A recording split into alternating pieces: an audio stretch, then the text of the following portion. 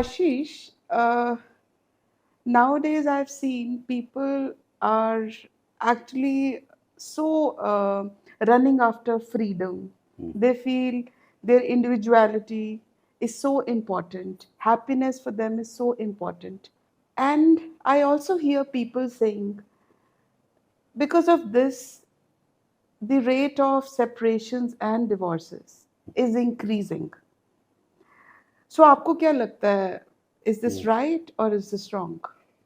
Well ये एक over simplification है कि इसकी वजह से डिवोर्सेस इंक्रीज हो रहे हैं। ये एक बहुत ही इनडायरेक्ट सा लिंक है।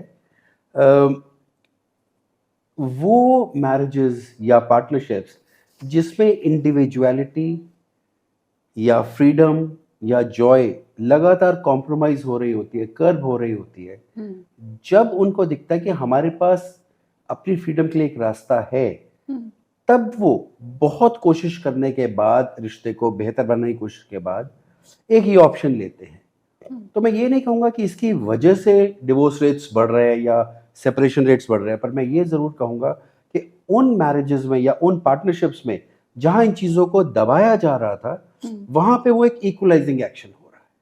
मैं इसको इस तरह से देखता हूँ। और जहाँ तक रही बात अच्छे या बुरे होने की, डिवोर्स अच्छा या बुरा नहीं है। उस रिश्ते में वो लोग एक दूसरे के साथ क्या बिहेवियर कर रहे हैं, क्या बिलीफ उनके हैं, क्या व्यवहार हैं उनके, वो अच्छे या बुरे हो सकते हैं। डिवोर्स एक कॉन्सेप्ट है मैरिज की तरह। मैरिज जिस तरह से दो लोगों के साथ आने की बात करता है, डिवोर्स कहता है कि हाँ, अगर इसमें हमारे रिश्ते में हमारी पर्सनालिटी, हमारी इंडिविजुअलिटी खत्म हो रही है और वो इतनी खत्म हो रही है कि हमसे जिया नहीं जा रहा, तो वो एक रास्ता है। बस इसको दो कॉन्सेप्ट्स की तरह से देखना है। मैं इनको अच्छे या बुरे की नजर से नहीं देखता। आपने तो इसको इतना सिंप्लीफाई कर दिया, as if it is a cakewalk. आपको क्या लगता है कि why is it important to move towards a separation और डिवोर्स? हाँ, ये इम्पोर्टेंट है। क्या मेन रीजंस हैं कि लोग चाहते हैं कि अब वो एक ऐसा जीवन जिए जिसमें दूसरे का इंटरफेरेंस या कंट्रोल या मैनिपुलेशन कम हो या ना हो। देखिए, अभी भी हम देखें तो ज्यादातर मैरिजेस और पार्टनरशिप्स जो हैं वो डिवोर्स की तरफ नहीं जा रही। क्योंकि वहां पे कई रीजंस हैं साथ रहने के। वो प्यार हो सकता है, वो साथ हो सकता है, वो सपोर्ट हो सकता है, वो बिलीफ्स हो सकते हैं, वो बच्चे हो सकते हैं, वो पेरेंट्स हो सकते हैं, वो बहुत सारे रीजंस हैं। तो डिवोर्स की तरफ मूव करने से पहले इन सब को एक एक करके क्रॉस करना होता है। किसी केस में कुछ, किसी में कुछ। और ये करने के लिए इंसान के पास एक बहुत बड़ी वजह होना बहुत जरूरी है। वो सिर्फ इंडिविजुअलिटी नहीं होती।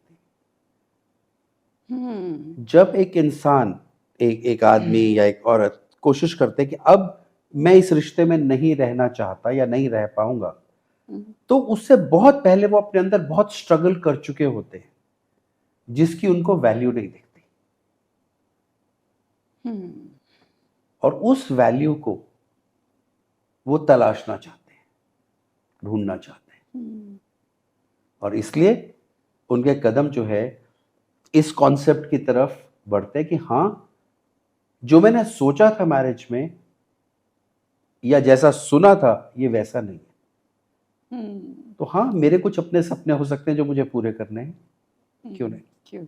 या इट रिमाइंड्स मी कि हम अपनी लाइफ में कोई भी डिसीजन लेने से पहले उसके लिए मेंटली, इमोशनली, इंटरनली बहुत स्ट्रगल कर चुके होते हैं। एब्सोल्युटली। और फिर एक दिन टाइम आता है जब हम कहते हैं बस अब नहीं कर सकते, अब नहीं कर सकते, we need to move on, या ये डिसीजन मुझे लेना है। देखिए, हैरानी की बात क्या है कि जितना मुश्किल होता है सेपरेशन का डिसीजन लेना, अगर हम कंपेयर करें तो शायद उतना ही मुश्किल होता है मैरिज का डिसीजन लेना।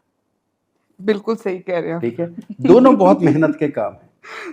हम जनरली सुनते हैं शादी के टाइम पे, जब माँ बाप पूछते थे पहले शादी कर लो, शादी कर लो, तो बच्चे जनरली कहते थे कि अभी हम रेडी नहीं है, हाँ, अभी हम रेडी नहीं है। राइट।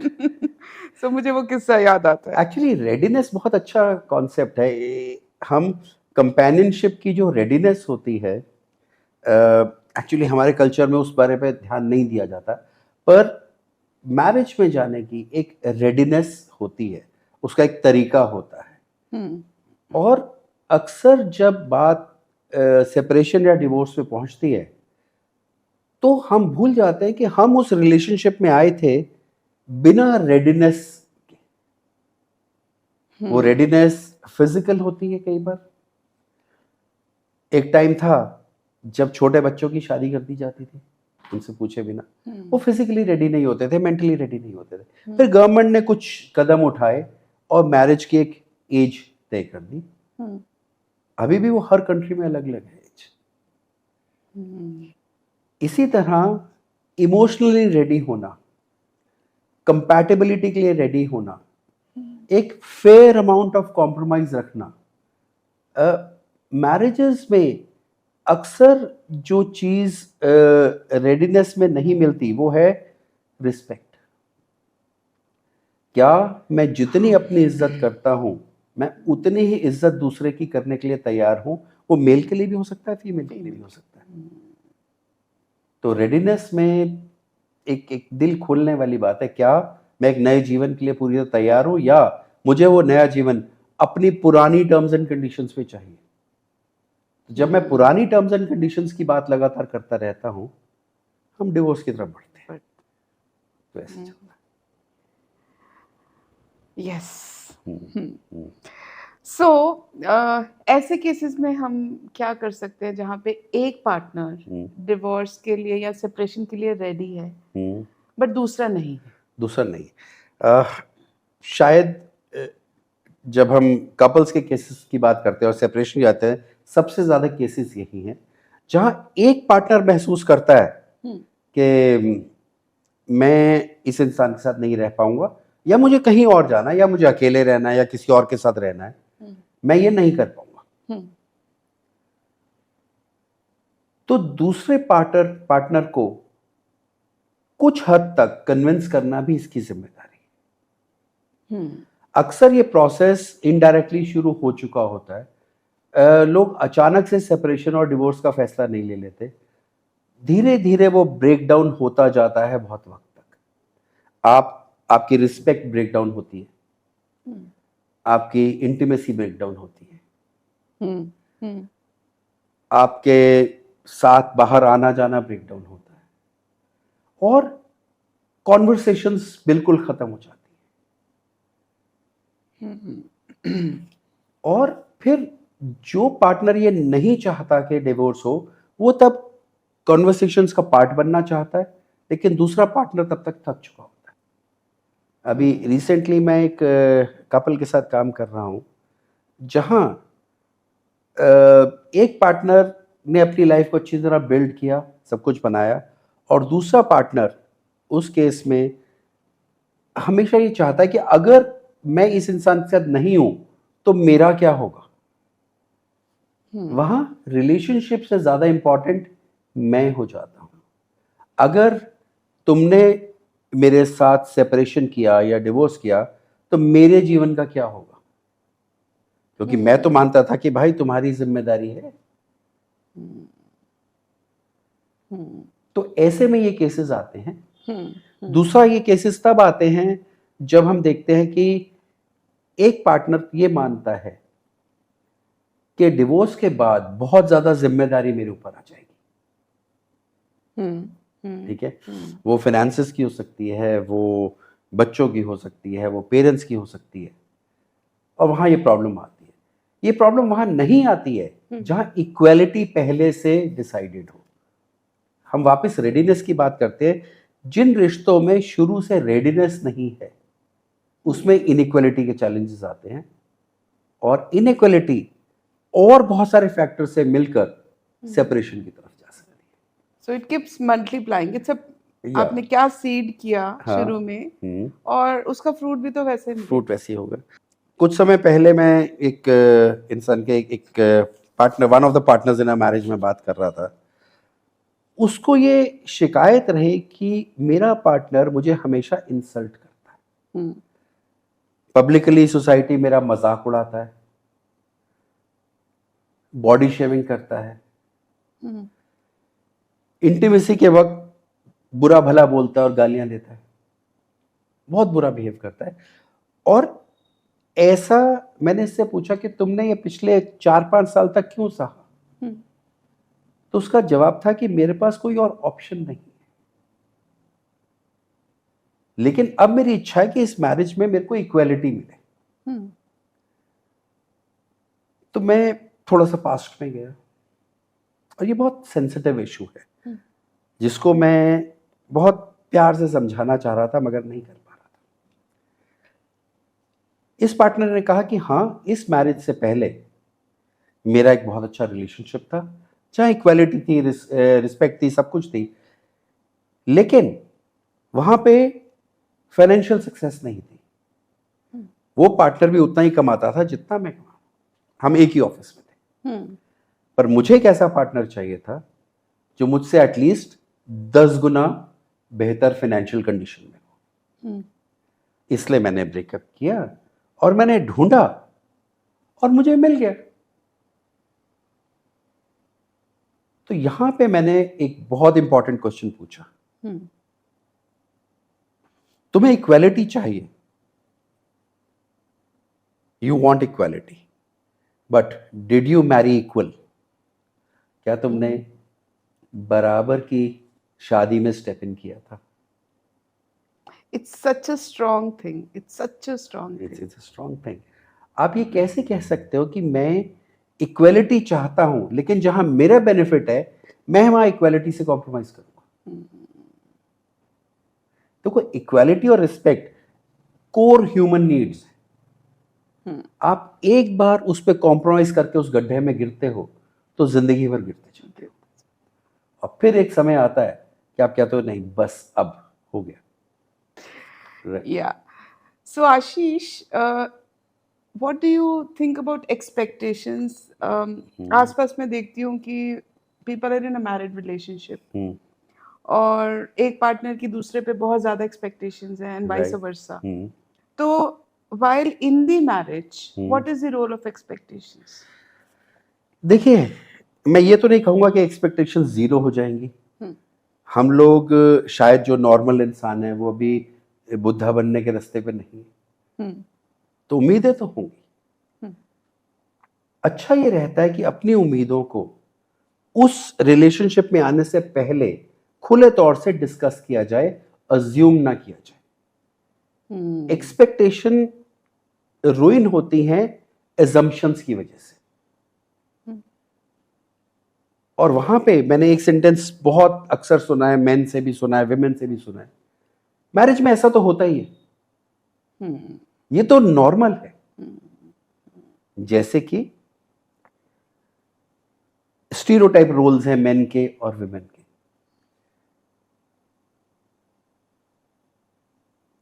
तुम मेरी मदर जैसा खाना नहीं बनाती, शायद हफ्ते में 2 बार मैं ये बात कपल्स के मुंह से सुनता हूं।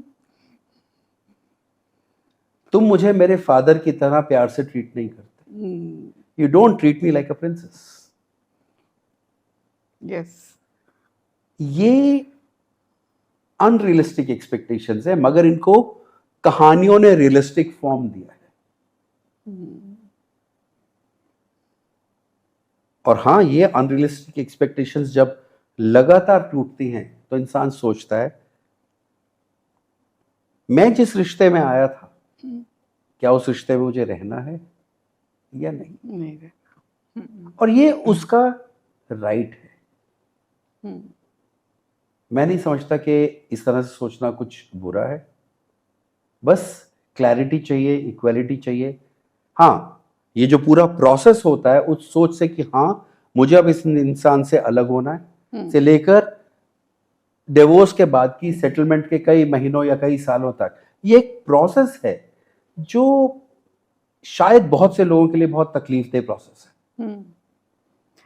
जब आपने ये मेंशन किया एक्सपेक्टेशंस ड्यूरिंग द सेपरेशन और डिवोर्स प्रोसेस, उसमें आपका क्या कहना है? हाँ, ये बड़ी मज़ेदार सी बात है। लोग अक्सर कहते हैं कि भाई मैं तुमसे अलग होना चाहता हूँ, लेकिन तुम ये चीज़ें करते रहो मेरे लिए। मुझे तुमसे रिश्ता नहीं रखना, लेकिन उस रिश्ते के लिए जो तुम कर रहे थे, अब वो इंसानियत के नाते कर दो। या Recently, there's this couple who got divorced about 6 months ago, 6 महीने पहले। और वो आदमी जब भी परेशान होता है, वो अपनी एक्स वाइफ को कॉल करता है, और वो अपनी जिंदगी में आगे बढ़ चुकी है, वो एक और रिश्ते में है। लेकिन ये इंसान उम्मीद लगातार करता है, मेरी तकलीफ सुनो, इंसानियत के नाते ही सुन लो। और कई महीनों तक वो सुनती रही, at the cost of her new relationship.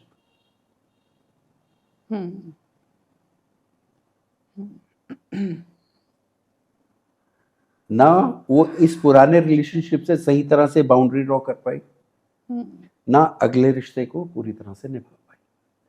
तो एक्सपेक्टेशंस का इलाज तो बाउंड्रीज है। हाँ, एक्सपेक्टेशंस खुद से होनी जरूरी है, दूसरों से जितनी कम हो उतना बेहतर है। यही आपने अपनी नई किताब में मेंशन किया, no means no honey. No means no. अच्छा, इसको थोड़ा आगे लेके जाते हैं। डिवोर्स हो गया और उसके बाद मेजरली मैंने कुछ रिश्तों में देखा है, एक्सपेक्टेशंस होती हैं, जैसे emotional, financial, especially when it comes to kids. तो उनके बारे में। हाँ, तो जहां तक बच्चों की बात है, यहाँ दो बातें बहुत साफ करने वाली हैं। पहली चीज कि हम किड्स किसको बोलते हैं। अगर जिन लोगों को आपने पैदा किया या बड़ा किया है, आपने अडॉप्ट किया या उनको बर्थ दिया, वो अगर 18 साल से ऊपर हैं तो वो किड्स नहीं हैं। Let's be very clear about it. वो बच्चे नहीं हैं, वो मैच्योर अडल्ट्स हैं, और वो उतने ही मैच्योर अडल्ट्स होंगे जितने मैच्योर पेरेंट्स होंगे। हाँ, उससे कम तो उनकी एक एजुकेशन की रिस्पॉन्सिबिलिटी होती है, उनकी एक इमोशनल वेलबींग की रिस्पॉन्सिबिलिटी होती है, और इसके लिए कॉर्डियली सिस्टम सेट किए जा सकते हैं। जैसे विजिटेशन राइट्स हैं, जैसे फाइनेंशियल इन्वॉल्वमेंट है। बहुत सारे कपल्स हैं जिनको मैं बहुत पर्सनली जानता हूं, जिन्होंने डिवोर्स के बाद अपनी पूरी रिस्पॉन्सिबिलिटीज बच्चों की तरफ पूरी की, उनको बाहर के देशों में पढ़ने भी भेजा, सब कुछ किया। डिवोर्स के बाद भी वो इतने अच्छे दोस्त रहे कि एक दूसरे के घर आना जाना रहा। उन दोनों के परिवार भी एक दूसरे को इज्जत से डील करते रहे। बस वो समझ गए कि ये दोनों साथ में कंपैटिबल नहीं। इसमें मजे की बात ये थी कि ये जो लेडी है, हमारी क्लाइंट हैं, क्योंकि वो एक शहर में रहती हैं और वो जो हस्बैंड है, उन्होंने जब डिवोर्स लिया वो एक दूसरे शहर में शिफ्ट हो गए, और फिर उनकी शादी हुई वहां पर। वो जब ये शहर में मिलने आए तो इनके यहाँ रुके। वाह, ये खुलापन भी दिल में हो सकता है, एक अलग लेवल। मैं ये नहीं कह रहा कि मैं लोगों से ये एक्सपेक्ट करूंगा, मगर मैं ये तो कहूंगा कि हाँ, तुम्हारी तकलीफ तुम्हारी है और दूसरे की दूसरी है, दूसरा भी कम तकलीफ से नहीं जा रहा, तो अपनी तकलीफों का बोझ उस पर न डालो तो बेहतर होगा। How beautifully said. अच्छा, when we go through a separation or a divorce, as per you, what help can a person take before taking the decision of a separation or divorce? तो जब कोई सेपरेशन या divorce का सोच रहा है, तो उसको ये केवल मन में नहीं सोचना, उसको कुछ लोग चाहिए जिनसे वो बात कर सके। कई बार वो आपके दोस्त हो सकता है, आपके परिवार के लोग हो सकते हैं, कुछ केसेस में आपके अपने बच्चे भी हो सकते हैं। प्रोफेशनल हेल्प अवेलेबल होती है, कोचेस के पास जा सकते हैं, रिलेशनशिप काउंसलर्स के पास जा सकते हैं। हम्म, और यहाँ जाने की वजह यह है कि आप अपने मन को समझते हैं हम्म, कि क्या मेरा मन वाकई क्लैरिटी से ये चाहता है, या मैं अभी थोड़े धुंधले में हूं, हम्म, हम्म, या सिर्फ ऐसा कर रहा है। तो उसके प्रोज एंड कॉन्स पूरे समझने हैं, क्लैरिटी लेकर आनी है। हाँ, इसमें कुछ महीनों का समय लगता है। हम्म, तो डिवोर्स और सेपरेशन जैसे मैरिज जल्दबाजी में नहीं की जाती, ऐसे ही डिवोर्स और सेपरेशन जल्दबाजी में नहीं करना चाहिए। हम्म, हम्म, तो अपनी एक्सपेक्टेशंस को समझना है। प्रोफेशनल हेल्प आपको मिल सकती है, आप ले सकते हैं। हम्म, वो सबसे ज्यादा काम इसलिए करती है क्योंकि वो हेल्प न्यूट्रल होती है। हम्म। जब आपने मन में पक्का कर लिया, उसके बाद आप लीगल हेल्प के लिए आगे जा सकते मेरा नेक्स्ट क्वेश्चन आपसे यही है, हैं। बताइए। लीगल हेल्प हमें ये प्रोसेस को एक्सपीडिएट स्मूथ करने में हेल्प करती है, हम्म, बट जो इमोशनल हेल्थ, मेंटल हेल्थ है, while you are going through the process of separation and divorce, उसमें what people can seek as a help? देखिए, I always suggest people to seek professional help. Also, along with professional help, it is important for them to have a support circle, like-minded friends जो आपको बिना judgement के support करें। आपके family members कर सकते हैं तो बहुत अच्छा है। कई कुछ केसेस में फैमिली मेंबर भी आपके अगेंस्ट बायस हो सकते हैं अपने बिलीव्स की वजह से। तो एक सपोर्ट सर्कल अगर आप बना लेते हैं, आपके 4 दोस्त भी अच्छे हैं जिनसे आप बात कर पाते हैं, जो आपको जज नहीं कर रहे वो, और एक प्रोफेशनल सपोर्ट, ये बहुत इंपॉर्टेंट है। तो अगर प्रोफेशनल सपोर्ट आपको मिलती है, वो आपको तैयार करती है अपने आप से क्वेश्चंस पूछने से के लिए, और फिर अपनी बात को सामने रखने के लिए। इंट्रोस्पेक्शन भी इंपॉर्टेंट है और डिसीजन मेकिंग भी इंपॉर्टेंट है। तो before you decide and during the process, professional help is a must. और आशीष, मैंने बहुत केसेस में ऐसा देखा है कि लोगों का डिवोर्स हो गया, अपने अपने रास्ते निकल गए, one of the partners gets into the sense of loneliness, Yes. anxiety issues, self-worth issues, Correct. sense of rejection. Correct. So इन सब चीज़ों के लिए हाँ, आप क्या कहना चाहेंगे? देखिए, लोनलीनेस की पहले बात करते हैं। अगर किसी ने एक मैरिज में स्टेप इन किया है क्योंकि वो पहले से लोनलीनेस महसूस करता है, तो वो इंसान बाद में भी लोनली फील। लोनलीनेस हमारे अंदर होती है, वो मैरिज का फीचर नहीं है। टुगेदरनेस मैरिज में मिल जाती है, लेकिन लोग मैरिजेस में भी लोनली महसूस कर सकते हैं, क्योंकि हमने बीइंग अलोन और बीइंग लोनली के बीच के फर्क को नहीं समझा। बीइंग अलोन एक फिजिकल स्टेट है, लोनलीनेस एक इमोशन है। तो अगर किसी को भी अपनी लोनलीनेस को लेट गो करना है, तो उसका इलाज लोग नहीं होते, रिश्ते नहीं होते, उसका इलाज अपने अंदर बदलाव लाना होता है। और बहुत से डिवोर्सेस इसलिए भी होते हैं कि साथ होने के बावजूद लोग लोनली फील करते हैं, और वो उनकी अपनी समस्या होती है। लोनलीनेस इंटरनल इशू है। सिमिलरली सेल्फ वर्थ एक इंटरनल इशू है। सिमिलरली अगर एक पार्टनर को लगता है कि मैं विक्टिम हूं इसके बाद, तो वो इंटरनल इशू, इसके लिए उसको साइकोलॉजिस्ट हैं, काउंसलर्स हैं, कोचेस हैं, उनकी मदद लेनी है। सेल्फ वर्थ को रेज करना है, सेल्फ एस्टीम को बढ़ाना है, सेल्फ केयर में इंडल्ज करना है। देखिए, क्या है कि मैरिज के जो हमारे समाज ने सपने दिखाए हैं वो बहुत झूठे हैं। वहां कहा जाता है कि तुम्हारी अकेलेपन का इलाज शादी है।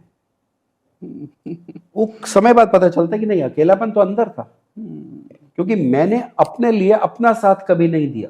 लोनलीनेस क्या है? I am not with me, that's loneliness. Yes, yes. And if I am not with me, then who else will be with me? जब कोई 4 लोग इकट्ठे होंगे या आपका लाइफ पार्टनर आपके साथ होगा, तो ये फीलिंग आएगी कि अभी अकेलापन नहीं है, क्योंकि आप अपने साथ के के ऊपर फोकस नहीं कर रहे हो। लेकिन जैसे ही कोई थोड़ा दूर होता है, एक पार्टनर मान लो ऑफिस पे चला गया या ट्रैवल के लिए चले गए या किसी फ्रेंड्स के साथ आउटिंग पे चले गए, दूसरा पार्टनर अकेला महसूस करने लगता है और उसका ब्लेम अपने पार्टनर पर डालता है, जबकि वो खुद अपने साथ नहीं है। So true. I mean, when you think, it actually makes a lot of sense. Yes. It does. Yes. एक चीज मैंने और देखी है अपने आसपास, बहुत सारे लोग once they're out of a marriage, they are legally divorced or they're going through a separation, they fall for one or multiple relationships at one point of time. Somewhere they jump into it. सो दोनों ही बातें होती हैं, बल्कि बहुत सारी चीजें होती हैं। कुछ लोग एक रिलेशनशिप के टूटने पर या उससे बाहर आने पर कान पकड़ लेते हैं कि अब दोबारा रिलेशनशिप में नहीं जाएंगे। बिल्कुल नहीं जाएंगे। दूसरी तरफ ये होता है, वो कहते हैं इस रिलेशनशिप से हम अलग हो गए हैं, लेकिन अब पूरी दुनिया है। तो पिछली बार हमने बहुत टेस्टिंग करके चुना नहीं था किसी को, या वो चुनाव शायद ठीक नहीं था, अब हम समय के कम होने की वजह से फटाफट चुनने लग जाए। वहां पे थोड़ी सी समझ की कमी है, मगर इच्छाएं ज्यादा है। देखो, समझदारी और इच्छाओं का बैलेंस होता है, वो जीवन को ठीक चलाता है। डिजायर्स हैं पार्टनर्स की, और ये हम पहले समझ चुके हैं, सेपरेशन में समझते हैं, रिलेशनशिप में समझते हैं कि अगर आपकी इच्छा बहुत सारे ट्रेट्स की है तो वो सब आपको एक इंसान में नहीं मिलेंगे। वो भी बिल्कुल ठीक कह रहे हैं आप। ठीक है, बिल्कुल ठीक कह रहे हैं। और शायद इस इंसान को मैरिज में ये लगा कि बहुत सारी मेरी इच्छाएं पूरी नहीं हो रही है, और बाहर आके लगा अगर किसी के साथ मुझे कोई इच्छा पूरी हो रही है और दूसरे के साथ कोई और इच्छा पूरी हो रही है तो क्यों नहीं। और ये सिर्फ डिवोर्स के बाद नहीं होता, ये शादी में रहते हुए भी होता। शायद शादी में रहते हुए ये चीजें थोड़ी दब जाती हैं और बाद में ये खुल जाती हैं। तो हाँ, ये है, लेकिन इसका असर उस इंसान के माइंडसेट पर अच्छा नहीं होता। वो अक्सर कुछ समय के बाद इतने कंफ्यूज स्टेट में होता है कि क्या रखें और क्या छोड़ें, और हर किसी को ना कैसे कहें, क्योंकि ये जो मल्टीपल रिलेशनशिप्स हैं ना, ये बहुत टेम्परेरी फेज है। इसके सहारे जीवन जीना बहुत मुश्किल है। तो मेरा अक्सर ये कहना होता है, चाहे सेपरेशन के दौरान या डिवोर्स के टाइम पर या डिवोर्स के बाद, पहले अपने से दोस्ती कर लो, पहले खुद से एक रिश्ता बना लो। वो रिश्ता मजबूत होगा तो बाकी रिश्ते भी अच्छे चल जाएंगे, लाइफ कितनी अच्छी हो जाएगी ना। देखो, खुद से रिश्ता बनना बहुत जरूरी है। मेरा लास्ट क्वेश्चन आपसे, कि हमारी सोसाइटी में जनरली आसपास देखो तो डिवोर्स को इतना इविल क्यों माना जाता है? बिल्कुल। तो एक चीज मैं बहुत क्लियर कहना चाहूंगा to all the audience, divorce is not evil. Divorce खराब चीज नहीं है। जिस तरह से मैरिज है वो एक कॉन्सेप्ट है साथ रहने का, इसी तरह से डिवोर्स है एक रास्ता बाहर आने का। हाँ, मैं मानता हूं कि समाज के बहुत सारे पहलू हैं, बहुत सारे लोग हैं जो ऐसा ना सोचना चाहते हैं, ना चाहते कि उनके परिवार में कोई सोचे। लेकिन अगर कोई इंसान अलग अपनी जीवन बिताना चाहता है तो उसको बांध के रखना भी ठीक नहीं। मैं तो डिवोर्स को कुछ ऐसा समझता हूं कई बार कि जैसे अगर एक बच्चा पैदा होकर दुनिया में आता है और उसके पास एक पूरा मौका है जीवन जीने का, कई बार डिवोर्स आपके लिए एक रीबर्थ हो सकता है। yes. और उसके बाद अपना जीवन अपनी से। सो डिवोर्स इज नॉट इविल। तो यही मैं कहूंगा। तो what do you think? Absolutely, divorce is never evil. It's a rebirth. It's actually a rebirth. It's a rebirth. Yes. तो इसके ऊपर से जो भी टैबू है उसको हटाना बहुत जरूरी है. हर किसी को हक है अपने जीवन को जीने का, पर इसका मतलब ये बिल्कुल नहीं है कि आपके जो रिश्ते हैं उनको आप समेट नहीं सकते, उनको बेहतर नहीं कर सकते. सेपरेशन और डिवोर्स का रास्ता केवल तब चुनिए जब सारे रास्ते फेल हो चुके हों. अगर आपके रिश्ते में आप चाह रहे हैं कि कोई प्रॉब्लम्स है उनको सॉल्व करना है, तो पहले किसी भी अच्छे रिलेशनशिप कोच से या काउंसलर से या साइकोलॉजिस्ट से मिलिए. जैसा मैंने पहले भी कहा, अंधविश्वासों में मत पड़िए और अपने रिश्तों को बेहतर बनाने की कोशिश कीजिए. डिवोर्स एक लास्ट रिजॉर्ट हो सकता है और उसके बाद भी जीवन अच्छा हो सकता है. तो आज की बातचीत यहीं खत्म करते हैं. Thank you so much, Ashish. Thank you Richa. so Thank much. you. I hope you enjoyed this Yes, conversation. extremely. And I hope our Lot the of audience also clarity. enjoyed this conversation. Thank you so much. Do you want to take charge of your life? NLP helps you build your life, build your communication, build your relationships, build your career, and a lot more. It is important that you unlock the patterns that are not working for you. It is important to let go of limiting beliefs. It is important to let go of your fears and phobias. It is important to have goals in mind and walk towards them successfully. It is important to achieve your goals with NLP. We offer NLP training that is internationally recognized, and you earn dual certification as an NLP practitioner and an NLP coach also. So, sign into NLPauthority.com and find out the best program for you.